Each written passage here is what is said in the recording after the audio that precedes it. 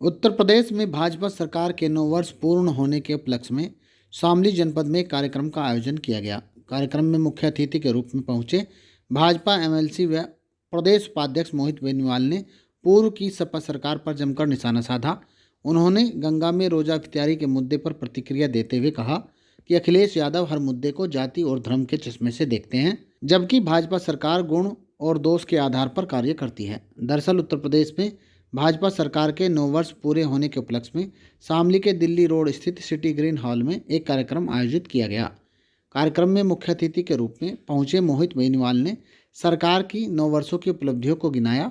उन्होंने कहा कि भाजपा सरकार बनने के बाद से प्रदेश में किसान, नौजवान, मजदूर और व्यापारी सभी वर्गों में संतोष है। उत्तर प्रदेश अब बीमारू राज्य नहीं बल्कि एक विकसित और खुशहाल प्रदेश के रूप में उभर रहा है। उन्होंने यह भी कहा कि पहले जहां व्यापारी निवेश करने से कतराते थे, वहीं अब शामली और कैराना जैसे क्षेत्र में भी लगातार निवेश बढ़ रहा है, जिससे युवाओं को रोजगार के अवसर मिल रहे हैं। प्रदेश में कानून व्यवस्था को लेकर उन्होंने दावा किया कि जीरो टॉलरेंस नीति के तहत 22,000 से अधिक इनामी अपराधी जेल की सलाखों के पीछे हैं और अब गुंडे डर के साए में हैं। साथ ही उन्होंने प्रदेश में सड़कों के व्यापक जाल बिछाए जाने की भी जानकारी दी। गंगा में रोजा इफ्तियार के मुद्दे पर बोलते हुए उन्होंने एक बार फिर अखिलेश यादव पर निशाना साधते हुए कहा कि वे धर्म और जाति के आधार पर लोगों को भड़काने का काम करते हैं और आज भी उसी सोच से बाहर नहीं आ पाए हैं। पूरा हुआ है, इस तरह की उपलब्धि आप उत्तर प्रदेश में 2017 में भारतीय जनता पार्टी की सरकार बनी और 2017 से पहले उत्तर प्रदेश की दशा और दुर्दशा ऐसी थी कि समाजवादी पार्टी ने उत्तर प्रदेश की पहचान को एक अपराध वाले प्रदेश के रूप में उत्तर प्रदेश को जाना जाता था। लोग यहाँ उत्तर प्रदेश में आते हुए डरते थे। विकास के नाम पर कोई सड़कें नहीं दिखाई देती थी, बिजली की अव्यवस्था थी और गरीब हो रहा था और आर्थिक प्रगति की दर घट रही थी।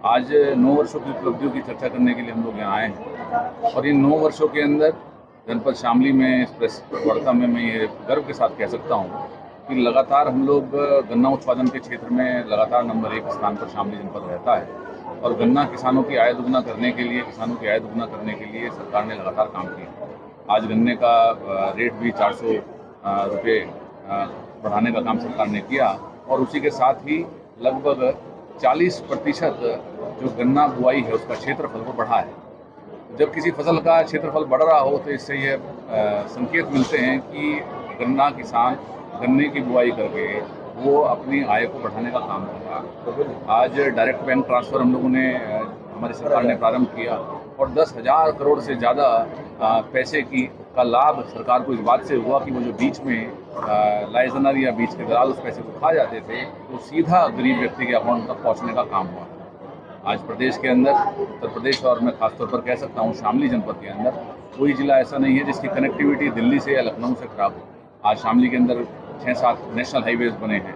शामली की दिल्ली से दूरी घटी है। रैपिड रेल ट्रांसपोर्ट सिस्टम से मेरठ तक की रेल को बनाने का काम हुआ। हमारे शामली जनपद के अंदर जो ट्रेन स्टेशन है उनका जीर्णोद्धार करने का काम हुआ है और 13 लाख प्लस की आबादी के जनपद में 103 विधानसभाओं का क्षेत्र है। इस जिले को ये कह सकते हैं आने वाले समय में एक मॉडल जिले के रूप में उत्तर प्रदेश में इसकी पहचान होगी।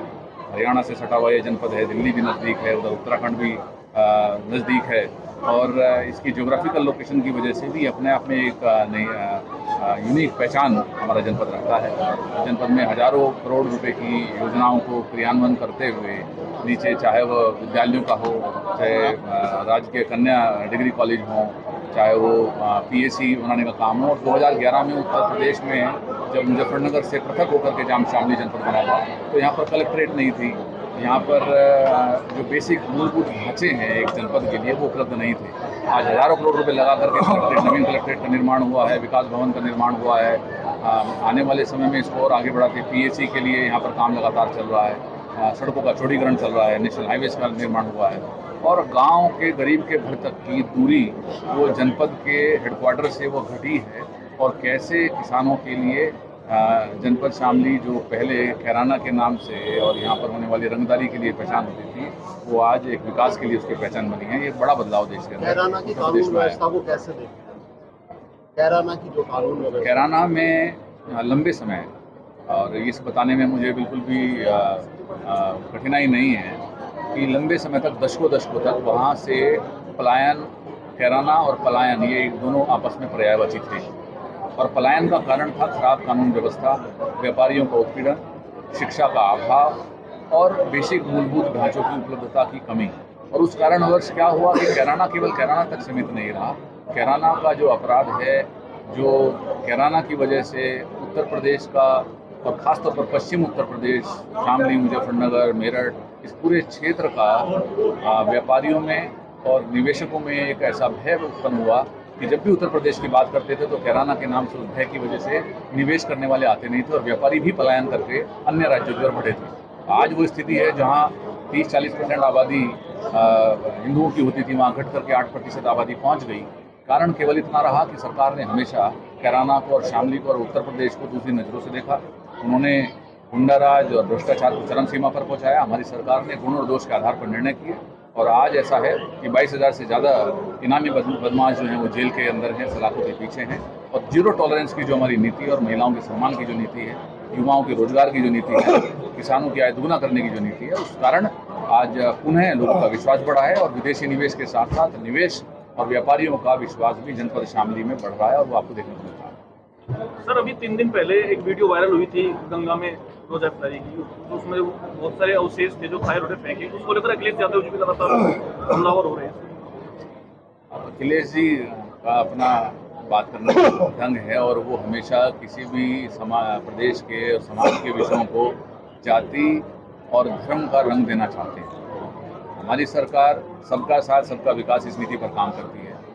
जब हमारी योजनाओं का क्रियान्वयन होता है तो हम जाति और धर्म देख करके योजनाओं के लाभ देने का काम नहीं करते। अखिलेश जी के चश्मा वही है, उसी चश्मे में वो देखते हैं, उनके चश्मे में रंग है, उसी रंग से उनको सब चीज़ दिखाई देती हैं। और वही कारण रहा कि उनके कार्यकाल में, उनकी सरकार में, जब सपा की सरकार रही और वो मुख्यमंत्री थे तब भी पूरे उत्तर प्रदेश के अंदर हाहाकार मचा था। और वही कारण है, उसी जो 5-10 साल जब समाजवादी पार्टी की सरकार याद रही, उसी की सफाई में हम लोगों को समय लगा और वो सफाई जैसे ही हुई और आपको चमकता हुआ उत्तर प्रदेश दिखाई दे रहा है। 9 साल में जो करप्शन पे काम हुआ है